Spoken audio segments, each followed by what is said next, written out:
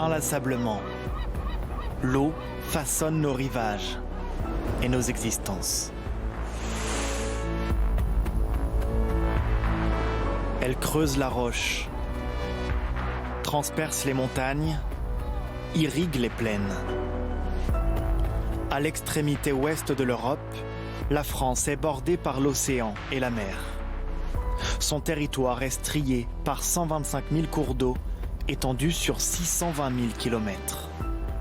L'un des réseaux hydrographiques les plus denses du monde. Et sa contrepartie, l'exposition aux inondations, premier risque naturel du pays.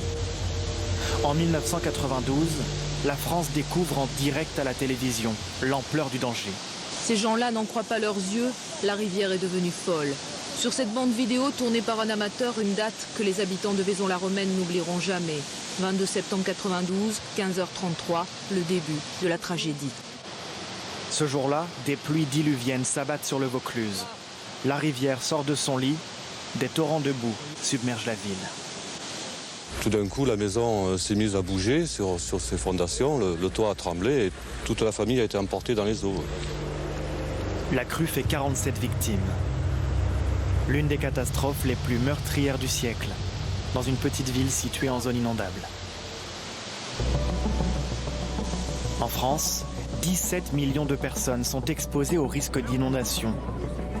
En juin 2016, la pluie surprend les habitants de Seine-et-Marne. On est démunis et on est quand même dans une grande détresse parce qu'on ne peut pas du tout agir, on ne peut que subir. 15 000 personnes sont évacuées face à la montée des eaux. Des centaines d'habitations et commerces sont endommagés. Le coût des dégâts atteint 1 milliard d'euros. Même la tour Eiffel a les pieds dans l'eau. Sous l'effet du réchauffement climatique, les littoraux sont de plus en plus exposés au risque de submersion. En 2010, la tempête Xynthia s'abat sur la côte ouest. Les villes sur la mer passent sous le niveau de l'eau. Le littoral vendéen est le plus meurtri. 35 personnes sont tuées dans les inondations. Sur place, le président Sarkozy déclare l'état de catastrophe naturelle. Et déjà, d'autres drames se profilent. Un quart du littoral est menacé par l'érosion. Et avec lui, les populations qui s'y sont installées.